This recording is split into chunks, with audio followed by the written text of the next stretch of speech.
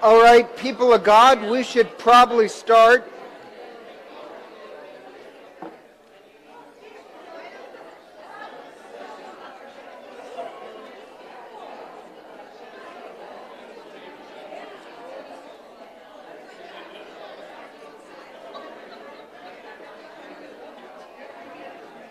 There's a lot of hugging going on.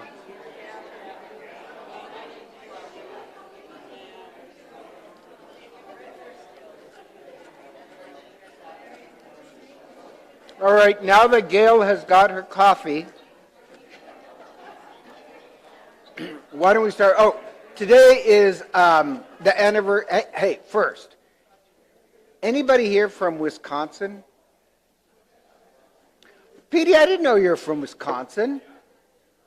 And Craig, you're not from Wisconsin. Oh, Nancy is? Oh, what? Any other Badgers? So today is the anniversary of the Peshko fire, which I know you guys all know about. Do you guys know about it? Honest to God, what do I work with here? So in the late 1800s, the Virgin Mary appeared to this young woman named Adele, encouraging her to go and start religious education in rural Wisconsin. And so, anyhow, they had this massive fire in Wisconsin.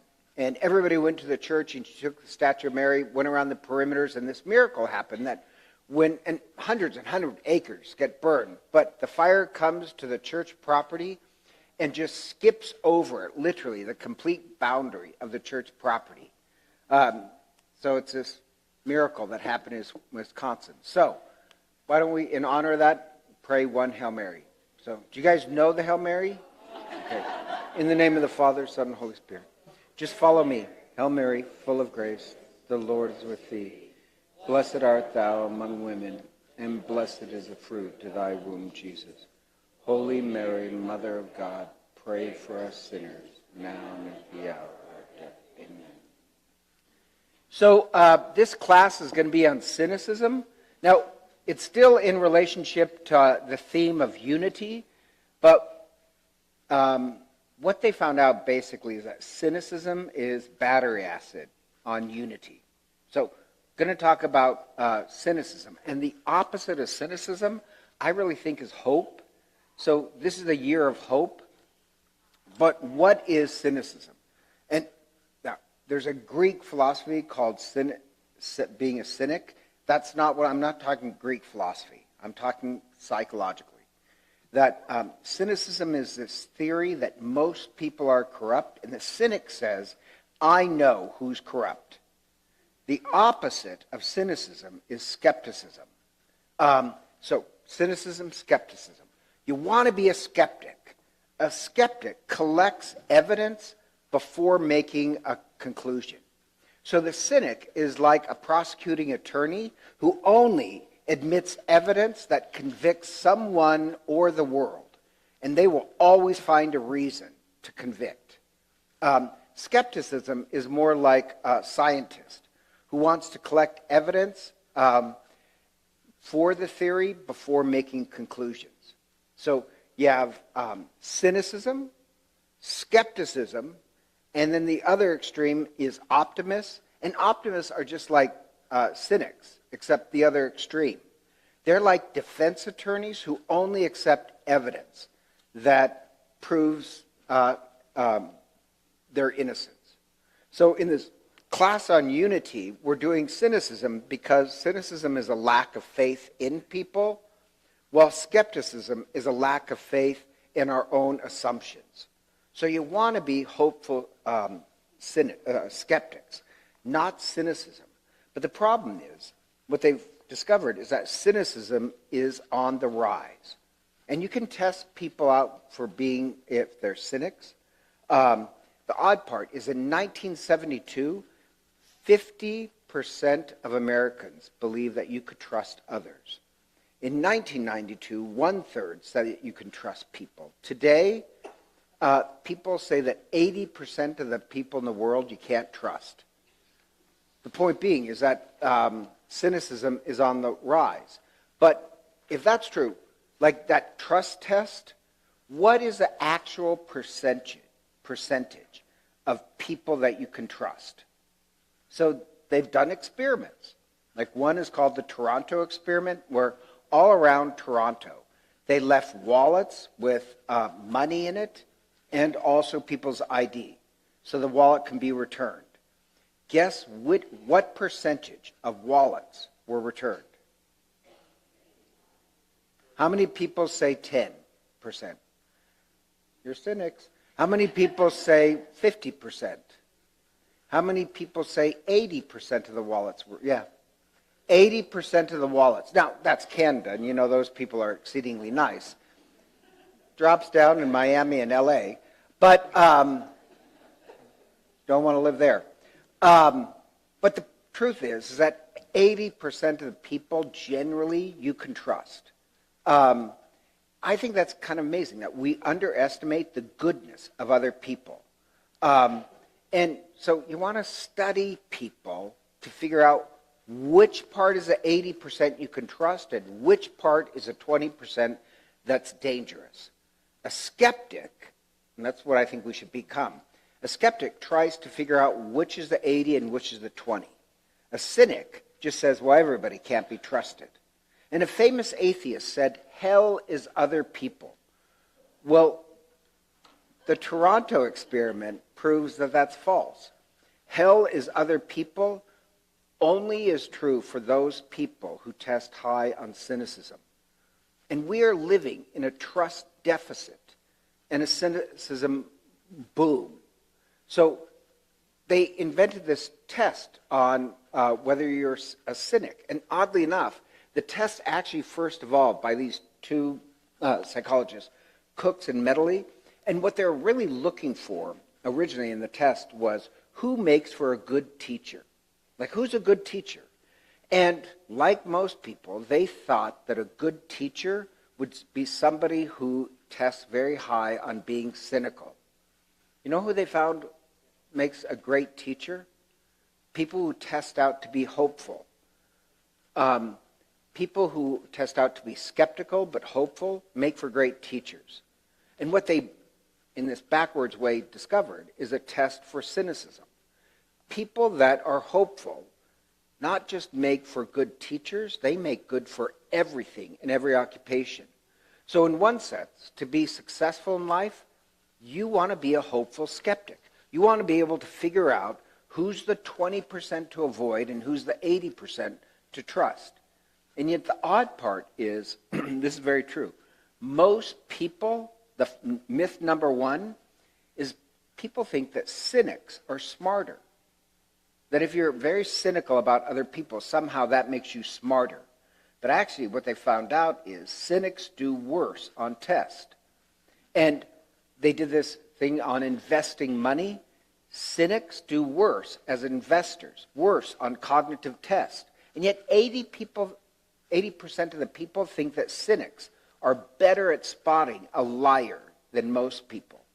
So they tested that out of skeptics versus cynics. Those who test high on cynicism, how do you think they did on spotting a liar? Poorly. And this sounds kind of strange. Hopeful people are better at spotting a liar. And yet cynics have kind of this blunt, black and white view of the world that actually leaves them more blind. The point is, cynicism makes you dumber.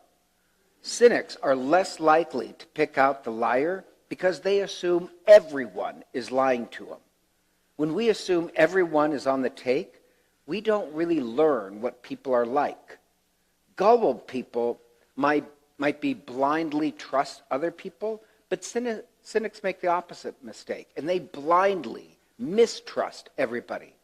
So since cynics can never trust people, they never lose, but they also never win. After a lifetime of mistrust, they're simply more lonely and more isolated. Cynics are really good at remembering of those people who hurt them, but they never remember all the friends that they could have had if they just learned to trust. So, and I had a friend who was that way. He was he used to always say, I'm not cynical, I'm a realist.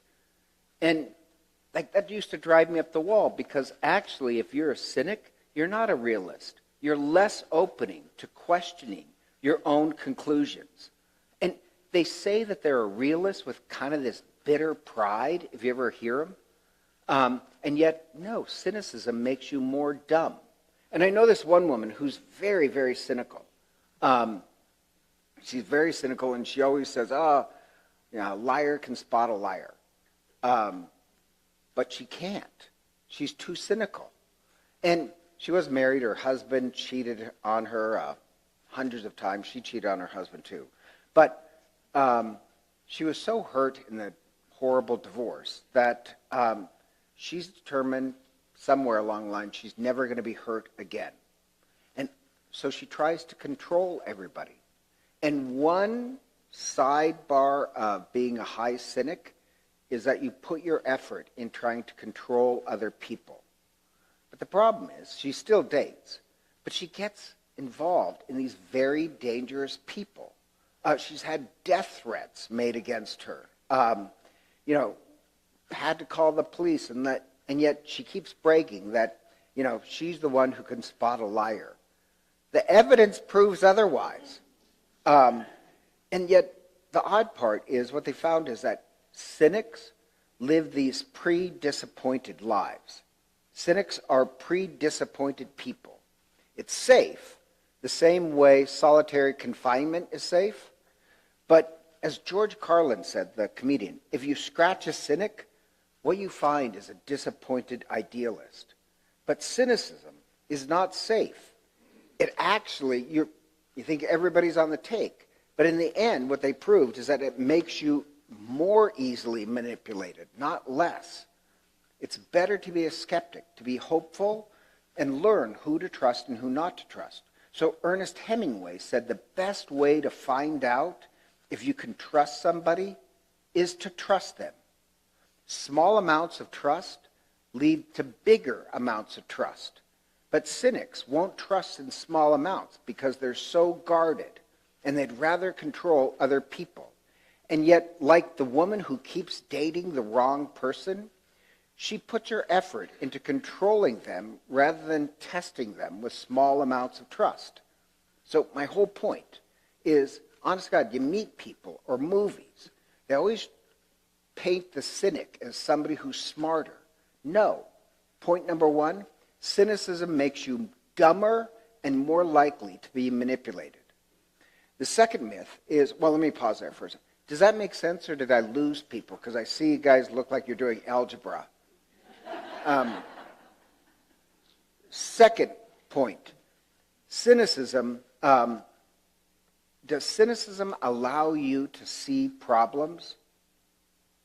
That's a myth. While optimists kind of hope wash all their problems away, that everything is fine, everything is fine, cynics only see problems. Are cynics better at naming a problem? Well, maybe. Cynics are better at naming a problem of what's wrong with the world, but it also forecloses on any solution on how to make the world better or how to be better. There's no way to change a broken system if it's just the mirrors our brokenness. So most cynics, and this is amazing, they don't volunteer. The same way, like they've done all these studies. Religious people, they volunteer a lot. Religious people donate to charity. Most of the work that is done, whether it's in schools or sports teams, is religious people. They've also done psychological profiles. The people who donate the least, will help the least, will not help you, is, no offense, atheists and the people who call themselves spiritual but not religious. So really, they only take care of themselves. You know who else is on the very bottom of actually ever helping anybody? Cynics. Cynics don't volunteer. Why try to change a broken world? Cynicism, oddly enough, promotes the status quo. So, and this sounds strange, really interesting study, that historically corrupt authoritarians want people to be cynical. If everybody is cynical, no one's really willing to work for change. And the big study is the Czechoslovakian rebellion, this communist country.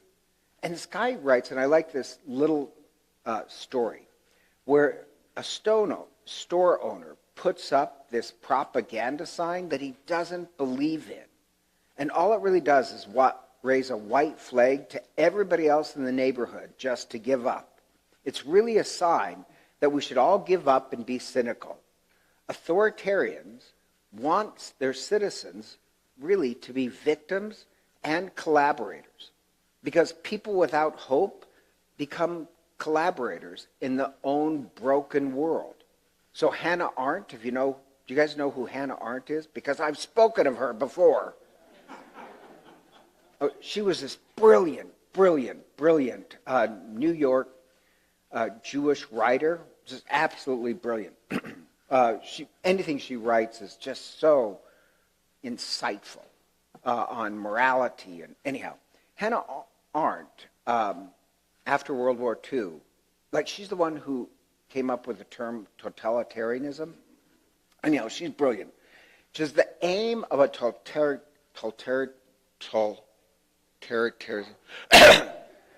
education is not to form students with convictions. Their educational system is to form students without any convictions. So she noticed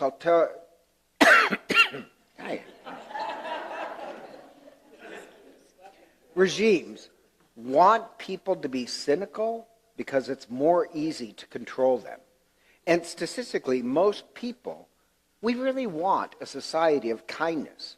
But those who are either cynical or narcissistic or sociopaths, they're the least likely to do anything to change the world. And so the philosopher Nietzsche, who has this terrible philosophy, but he is brilliant. He went mad. Nietzsche was the forerunner to Nazism, and he wrote, "Hope was the greatest evil of evil because it prolongs our work against evil." So Nietzsche advocated against hope because evil's going to win anyhow. Now, those who are skeptical, not cynical, they believe hope strengthens you to address the problems of the world. So being a skeptic actually allows you to be hopeful. Cynicism kills hope. And so cynics are really great at complaining about problems, but they do nothing about them.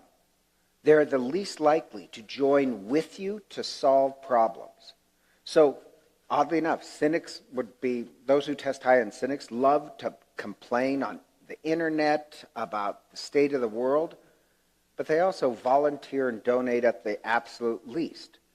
So Hannah Arendt is right. Cynicism maintains the status quo of all the problems of the world. And that's why cynics test low on hope. So just to be clear, hope and optimism are also opposite. Optimism is this belief that everything will work out, so I don't need to do anything. Optimism and cynicism both lack hope. People with hope are more likely to do something. They believe that things can and will change if we work together. So cynics will work together. Skeptics will work together. Cynics won't. Hopeful people are drawn to each other. Skeptics can be hopeful. Cynics aren't. So Martin Luther King gave this speech to kind of the National Association of Psychiatrists. And in this speech, he begged them to stop trying to make people happy. I love that. Don't you find that kind of funny? Because didn't that stun you, or maybe too boring? He said, stop trying to make people happy, because happiness may not be the greatest goal in life. There should be some, he said, maladjustment to bigotry, to cruelty, to greed. And he suggested hope as a better virtue than kind of this selfish happiness. A skeptic can be hopeful and also maladjusted over the problems of the world. We want people to be maladjusted. I'm tired of the corruption in the world. I will not resign to it. Does that make sense? If you say, well, I just want everybody to be happy, maybe a little unhappiness is good for us. But a skeptic is resigned to accept the world as just being unjust and cruel, and they won't raise a finger to change it, since they have no hope for a better world. So I think we should work on becoming recovering cynics. We're a parish of unity and hope. And you know what the really amazing part is? They've done studies of the effect of cynicism on individuals and cynicism on a country. So cynicism, it's really bad for you. It basically, cynicism removes you from all the benefits of communal life. Now, do you remember this huge point I made that the number one thing you need in your life is connection, connection, connection. For your physical health, you think it's going to be eating kale, right? No. You know my joke. It's better to eat like a cookie with friends than kale alone. And cynicism cuts you off from all the benefits of a communal life, health-wise. We are the most social species that's ever existed on this planet. And so like the writer Kurt Vonnegut said that as fish were chemically engineered to live in water, human beings were chemically engineered to live in community. And if cynicism takes you out of a community, you lose all these health benefits. Trust is a social gamble that's necessary for a communal life. So like a trout that's been washed to shore, starving for life, cynics are people who are washed ashore and slowly being deprived of life's nourishment that only comes from a community. So health-wise, cynics have higher blood pressure, more inflammation, more heart disease. They die younger. Psychologically, more depression, more loneliness, more unhappiness. Cynicism destroys relationships. So cynics have poor marriages. And they tend to be preemptive on any disrespectful behavior because they so fear being disrespectful. So they tend to be even more aggressive if they think somebody might cut them off in traffic. Now, I'll get to the countries in a minute. But even like for countries, because they're so concerned about it, countries that test high on being cynical do poor economically. So Thomas Hobbes, the terrible, awful Scottish philosopher, said, life is nasty, brutish, and short. He wasn't describing life. He was describing his own cynicism. Life, if you're a cynic, is nasty, brutish, and short. And they did this college study with college students, that those who test high on cynicism tend to drink more often and do poorly academic. Cynical college students have a higher rate of divorce. Non-cynics tend to do financially better over time, in contrast to cynics who financially basically flatline. In the study of 2,000 men, cynics had double the heart disease. So a cynical life is full of alienation and misery and over way too quick. Why would anybody choose the philosophy or the psychological way of looking at the world of cynics? Wouldn't it be wiser to be a skeptic and know who to trust and who not to trust? So they did studies on countries that test high on trust rates, which means low cynicism. They have more financial stability. They test out to be happier and, of course, test out to have greater solidarity. So if that's true of a country and for individuals, why wouldn't it be true for our parish?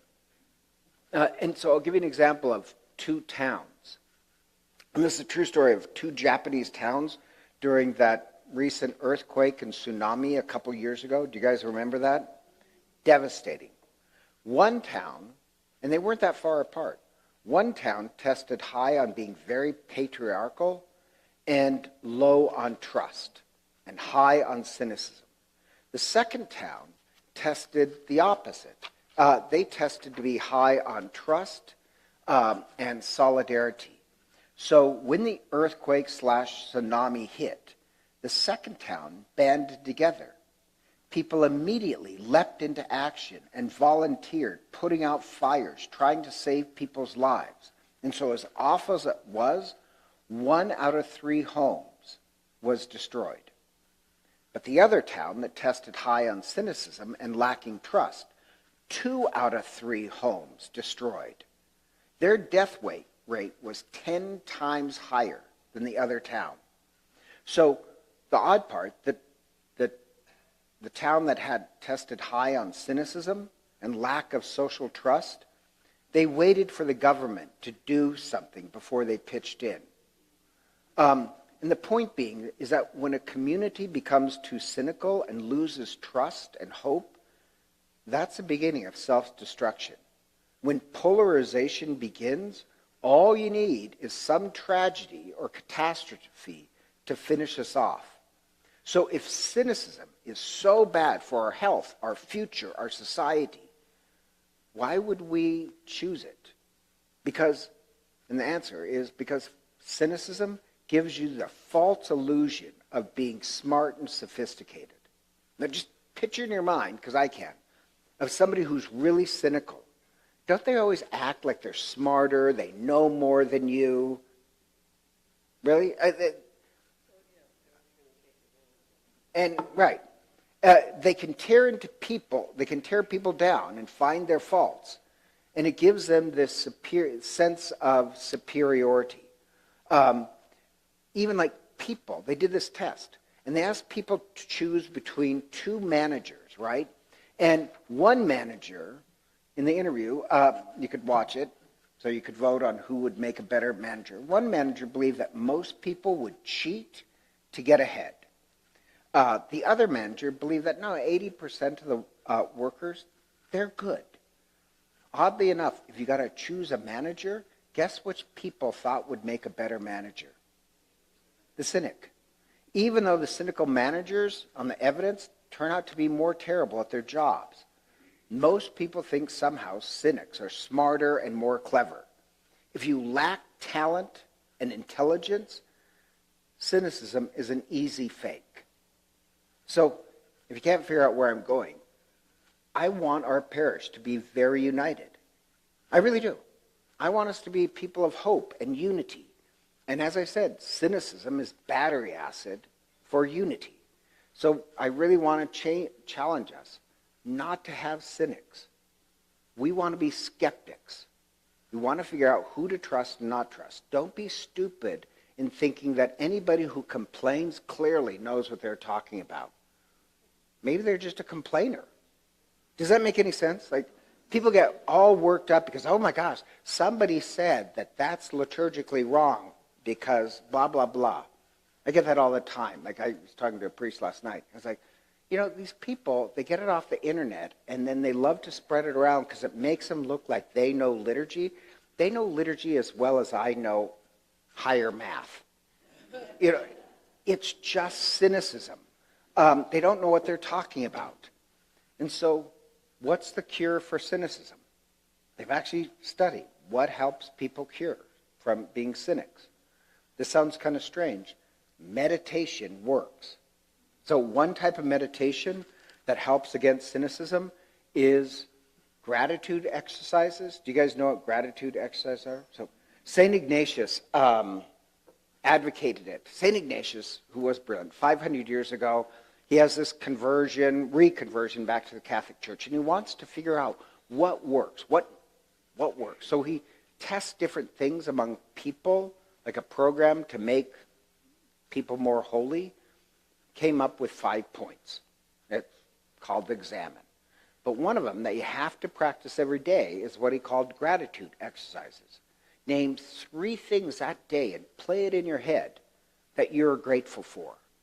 Well, modern psychology, positive psychology, found, actually, if you do that over a month or year, you turn out to be happier and more connected. So this antenna pops up in your head, and you start to notice much more goodness in the world. If 80% of the people in the world, it changes from place to place, but let's say 80% of the people in the world are good and 20 are not to be trusted, gratitude meditations, it makes you see the 80% that's good. Also, they found out what people love the most is awe, like, a mountain or, dog. You know what type of awe most moves people? Moral beauty. When you see a car crash and then suddenly people run out and pull somebody from, you know what I mean? Different types of moral beauty has the highest reaction among us. Not a sunset, not a rainbow. Acts of moral courage and beauty and care. And so you have to train yourself in meditation each day, and this is St. Ignatius, but each day train yourself that my antenna is up to moral beauty. But if you're a cynic, you have no antenna. All you can see is the problems of the world. Another type of meditation, this is kind of scary for me, is remembering who in your life showed you the most love. Who do you remember most as somebody who just loved? So this sounds kind of strange. A cynic, like the woman I mentioned who came through a difficult marriage, her antenna is, what she's most remembering is the relationship of abuse with this husband who lied, and that's all she attracts. But what if your memory, that your overall memory is not who screwed you over, but all the good in your life, all the wonderful people in your life? Oddly enough, it changes how you relate to other people. So what kind of relationship do you remember the most? You want to meditate on that. Does that make any sense? So one is actually prayer and meditation. Change helps kill cynicism. The other one is stop blaming the world. So that's a little bit of exercise. So the story we tell ourselves about other people, it predicts our own underlying behavior. So that should shock you. The story you tell about other people doesn't predict their behavior. Well, it actually kind of does. But doesn't predict their behavior. It first predicts your behavior. So they did this story of firefighters who, I'm going to try and edit this down, but with firefighters, they have, they enacted this new policy on firefighters, where before, if you're sick, just take time off, all this other stuff. But then they came in and said, oh no, you guys are abusing the system. So you're only allowed this much time off, and you over-controlled the firefighters, and you basically accused them of cheating. Does that make sense? So you over-regulated firefighters. Guess what happened? Firefighters would actually volunteer more hours under the old system where you trusted them. But when you accuse them of being liars and cheaters and then have to watch every move that they make, they actually worked less. Or suddenly, because you have sick leave, suddenly around New Year's or Christmas, everybody got sick. If you accuse people of that, that's how if you accuse them of being liars and cheaters, they are. Why not just pick out the liars and cheaters? And this is another interesting. If you're the type of person who accuses other workers of gossip, studies show you're the one who most likely is eavesdropping. Lovers who accuse their partner of infidelity, guess what, are more likely to commit emotional abuse. Or friends who accuse friends of not supporting them when things get tough, actually they're the ones who will abandon you when you need some help. Or a teacher that works the opposite. They did these studies with teachers where, just this bizarre studies where they falsely tell the teacher, oh, these kids are super smart. These kids did really poor in their test. At the end of the year, these kids really turn out brilliant. And these kids did do poorly. Do you know how they assign which kids were brilliant? Locker numbers. They didn't have any psychological tests. And so, like, the teacher treated those kids as if they're brilliant, and the kids went up to it. Does that make any sense? So the stories that you tell yourself about other people dictate your own behavior. The story you tell about other people, it also kind of dictates their behavior. Why not be a skeptic?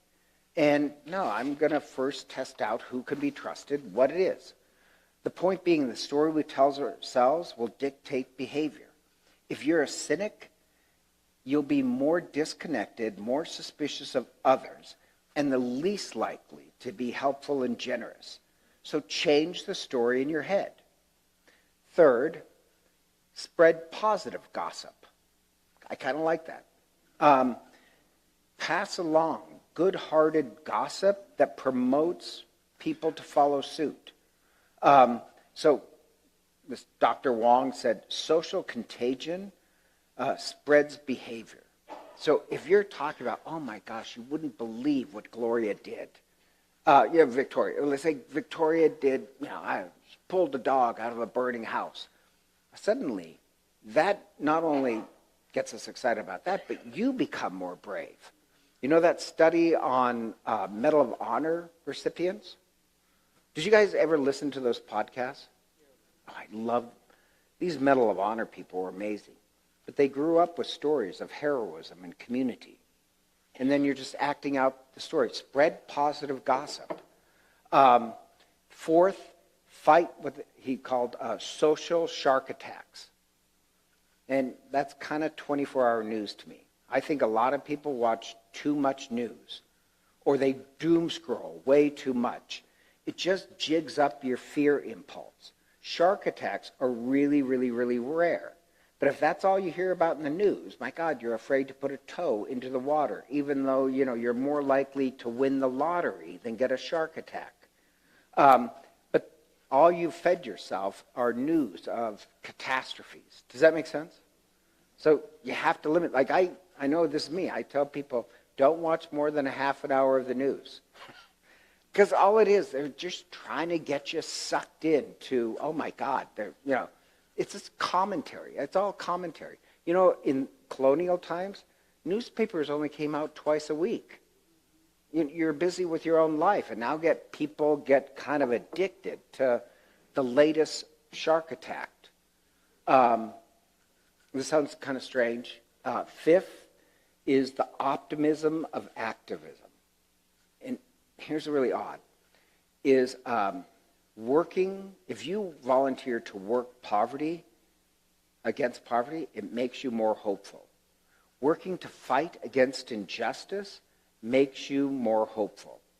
So the odd part is, if you lean in and try and make the world a better place, you actually test out to be more hopeful. You become a skeptic.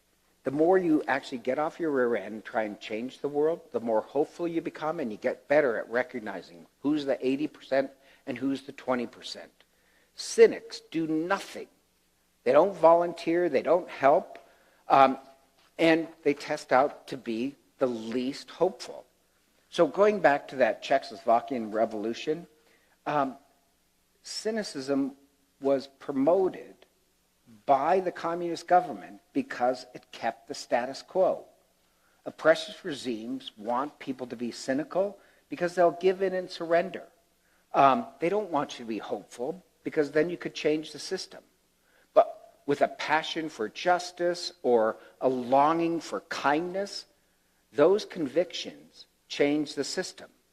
So a totalitarian regime doesn't want convictions. Cynics are so bitter and they have no conviction. If they think everybody else in the world is terrible, you can mistrust them, then they end up living in the very world that they create. But if you force yourself to do acts of kindness, oddly enough, you become more hopeful. If we want to build a parish that loves deeply and actually cares for one another, it's a way of enkindling greater hope in the world. Does that make any sense? The book I'm referring to is called Hope for Cynics. It's a great book, highly recommend it. And he tells this story about a friend of his, Emil had a tough childhood. His mother was schizophrenia and just these stories of bizarre things she would do. But, he loved her. And so he would try and take care of his mother as much as he could. But then he becomes best friend with the author, and he's dying. And he said, he says, I have this sense of awe that's like plasma burning inside of me. And so he said, when he was diagnosed with this blastoma, he said, I know nobody will live forever. But there's a difference between a good life and a long life.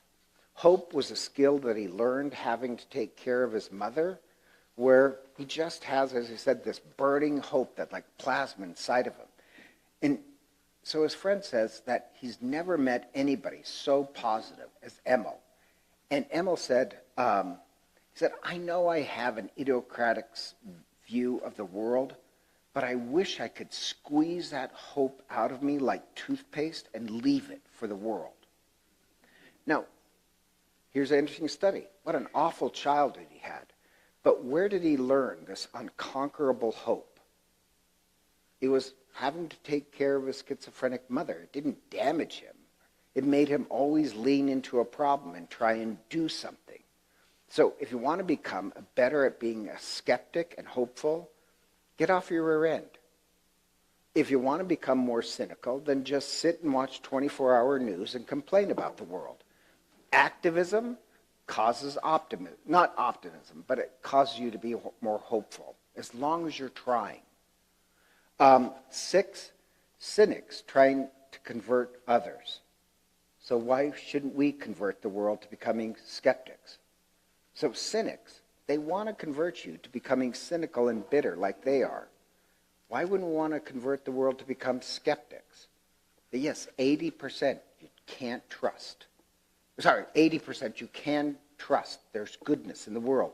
20% you can't trust. Don't we want to educate people on who to trust and who not to trust versus just don't trust anyone? And why I say convert is our parish should be a parish of hope. Should be a parish of unity. That, we want to be united together. We don't allow certain things at our parish. It creates optimism. And this sounds kind of strange. What does the word devil mean? Okay, that's pretty obvious. What does the word Satan, or Satan, as we say in English, mean? What's that? No. Anybody? No, devil is divider. Satan, what's Satan? Well, who said accuser? Okay, the guy from Wisconsin got it. That's amazing. He's Italian too, and he got it. Accuser. So all Satan can do, Satan is like the ultimate skeptic. All Satan can do is point his finger and say, that's what's wrong with that person, and this is what's wrong with the church, and this is what's wrong with... What's that?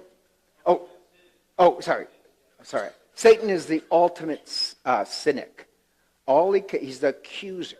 All he can do is, this is what's wrong with him, this is what's wrong. He can never see the good in humanity. Does that make sense? We don't want to be like Satan. You got the name right there.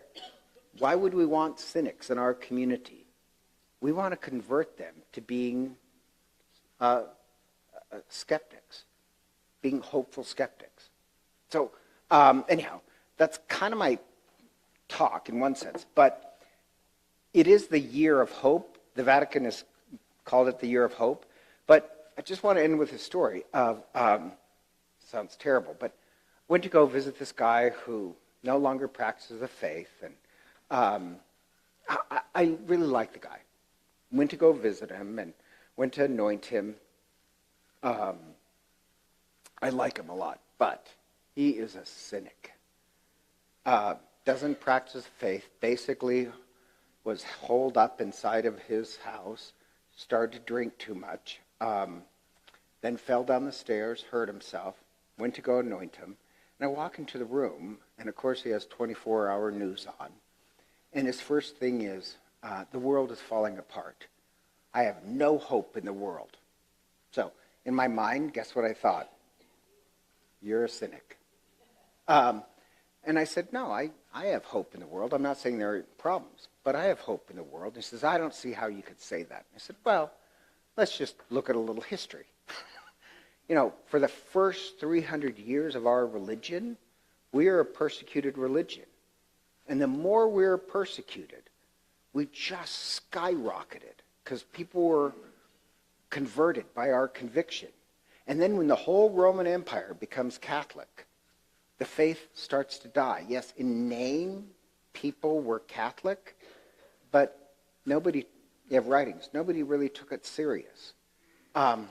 And you kind of think, oh my gosh, horrible that there'd be persecutions. Best thing that ever happened to us. Isn't it great that the whole political system now is Catholic? Worst thing that happened for us. And then the barbarians came in, destroyed Rome, start the Dark Ages. Isn't that a horrible thing? No, because we converted all the Germans and the barbarians. The church stopped evangelizing, and now because of the barbarian invasions, all Europe became Catholic. And monasteries rebuilt the Dark Ages. How did we get out of the Dark Ages? Monasteries. Monasteries became centers of stability and community and education, and it brought us out of the Dark Ages. And then you kind of think, oh my gosh, the Renaissance, all this great art and wealth, highest corruption ever. So my point being, every time we think, oh my gosh, that's a horrible thing, turns out to be the best thing of all. Every time we think, oh my gosh, this is a great thing. So humanity's ability to judge what's good for it, in the immediate, is very poor. It's only in history do we realize. So I said, no, I always have hope because I believe in God. And I said, I love belonging to a parish like St. Pius. We do a lot for the poor. It's an activist parish. Do you know what I mean? But think about this. This poor guy sits alone in his condo and doesn't help anybody and just complains. And plus, now he has a drinking problem and he's wounded and hurt. And I said, well, you're going to recover. And he says, I don't think it's going to help. Well, the problem with cynicism is, think about this, he's too cynical. He has no hope. Why would he try and improve? Why would he try to become more healthy? His problem is not his wounds. His problem is his cynicism and lack of hope. He's disconnected and given up on life. Does that make any sense? Don't we want our parish to be the opposite? So, in a sense, despair is a choice. Cynicism is just living a life of ongoing despair and complaining. I want our parish to be very united together. I think we need to take up the ways that lead to skepticism and be hopeful. So pray, work, live in community. I think our fight is really against Satan, the accuser. So that's my little talk on cynicism, reactions, yeah.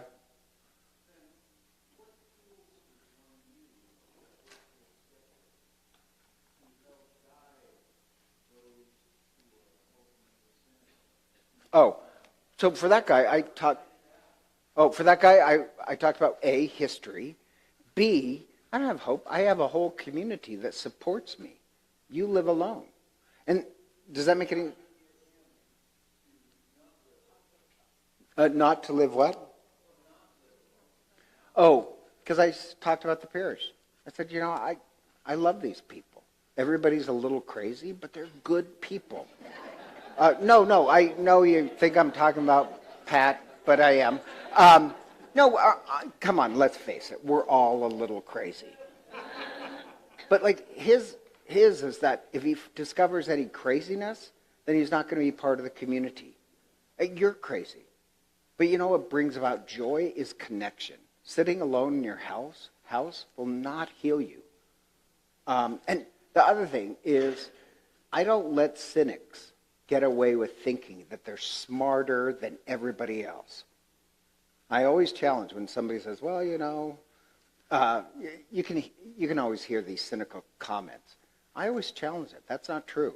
I'd rather be a detective, trying to figure out who to trust and who not to trust, than somebody who's really more of a prosecutor, that all they can do is bubble with, that's a problem, that's a problem. That's Satan. So I think we need to be a community that challenges it.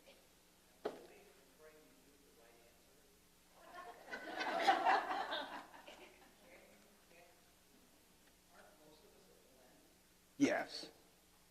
Yeah, I think, let's face it, I don't think it's either or. I think it's a percentage. There's little bits of us that are cynical because we've given up. It's easier to give up and complain than really change. So I think the fact that the guy that I'm talking about, he immediately said, oh, that's right. Oh, that's true. I don't think he was 100% cynical. I think cynicism was working for him to not do anything. But here's the thing. So I think we're all a blend of a little, maybe tiny, like for me, not too much, maybe 1% optimist. But there's some cynicism in me as well, that I want us to be purified. The more all of us are purified of cynicism, the more hopeful and united we can come up. Yeah, sorry.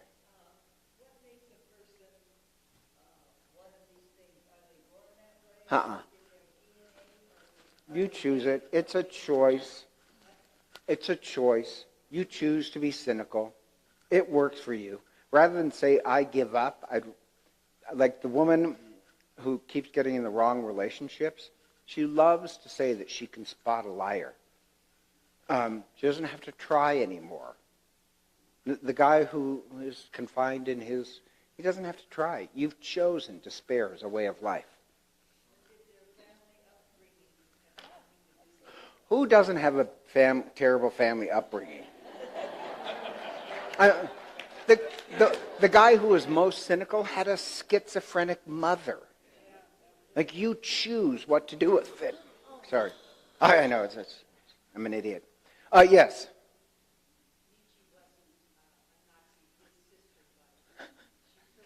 I said didn't I say like a pre-Nazi or the forerunner of Nazism?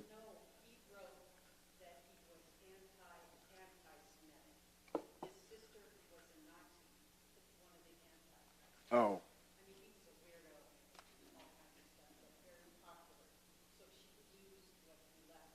Oh.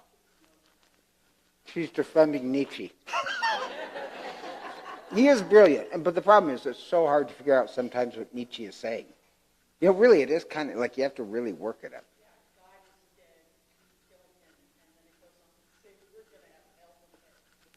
Yeah. We killed God, so now what do we have? Somebody else had their hand up? I just wanted to comment based on some experience with people that are that way, that are very Cynical. cynical, is that, again, if you get down to it, they've been hurt. And as you said, their choice is one choice over the other. But sometimes, if you have the opportunity to say, why do you feel that way, it will start telling you about what has happened in their life and why they feel the way they do. No guarantees that I know. I like the George Carlin who said they're just pre-disappointed people. Oh yeah, he. I think I'm erring on the side of being too much of an optimist. We kind of just lost optimism early on. But I think part of being an optimist and a skeptic, I'm really curious. I get made fun of a lot for being curious about things. And cynicism, whatever that word is, you probably are curious about it. Well, optimists aren't curious either. Optimists aren't really curious because I've had I don't really like optimists. I don't know if you are, but at a school that was in a former parish many, many years ago, this terrible, terrible, terrible thing. It was awful what this 8th grader girl did. Really terrible thing. And had to call the police and have her taken out in handcuffs. So even the school superintendent said, I've never seen anything that bad. So anyhow, I'm meeting with the mother to say, oh, there could be charges against your daughter. And the mother said, why didn't you pray with her? And she was mad at me. She says, well, you should have prayed with her. And I said, what? And he says, well, girls do these things. No, they don't. So I said, did you read the police report? And she says, no. She says, my daughter just needs love. Like, okay, how many of you have a child? If your child was hauled out of school in 8th grade on handcuffs, you wouldn't read the police report? But she was kind of this extreme optimist that blamed me because I just didn't pray over it. Like, you're not looking, optimists don't like to look at facts any more than cynics do. So maybe you're just a positive person. But optimists and cynics don't like looking at facts. Or even worse, this woman who had her children being abused just refused to admit it, that everything in the family's great. Like, optimists are as dangerous as cynics. I think we should be positive. Does that make sense? Like, I'm joyful, I'm positive, I'm hopeful. Maybe that's what you are. But optimists and cynics don't like looking at facts. That's what skeptics do.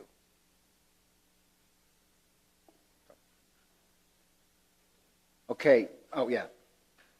I just love the note of being grateful. Yeah. I know. Isn't that kind of interesting? Like, skeptics are grateful. Cynics are not. They're just satans. Okay, so coming up, next class will be on, once again, unity. But I want to end it, just to explain. Like, I started trying to really make the point that unity is a major, major theme in the Bible. So the next class will be on liturgy, where, guess what? The Eucharist, baptism, major theme is unity. That's a big theme. So I want to end that, no, this is really God wants us to be united. Then I think after that I'm doing the podcast. That leaves 2 Tuesdays in October. And this is what I want to do in October, because I only have 2 Tuesdays free in October. This is October. November. So November is the month of the dead, so I kind of thought, well, we could have that class on near-death experiences for one Tuesday, but I could speak for one Tuesday, but the second Tuesday, what I wanted to do is have people share stories.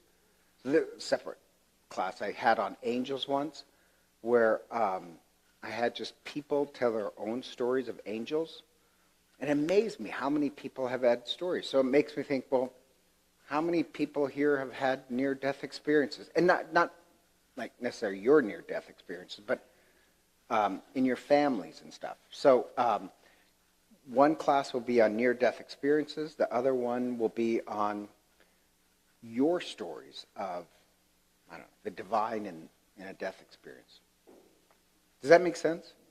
I don't know if the second class will work, because what if we all get together and just stare at each other? But I say we give it a shot. So that's it. Doing high school where we're going to show a movie. Oh, yeah, Teresa. It probably is best for me to look at a calendar.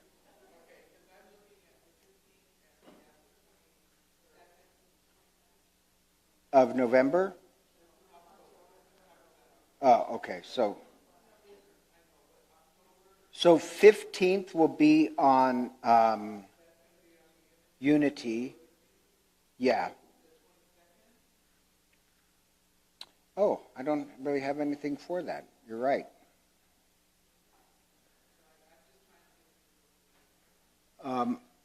Yeah, I don't think I have any. Well, I guess I made a mistake. I thought that was a podcast. So we're not going to meet on the 22nd. Well, the 29th, yeah, not on the 29th. That's my podcast. So then just the first 2 Tuesdays of November. All right, God bless. Thanks for the cookies and coffee. So glory be to the Father, and to the Son, and to the Holy Spirit, as it was in the beginning, is now, and ever shall be, world without end. Amen. Thank you.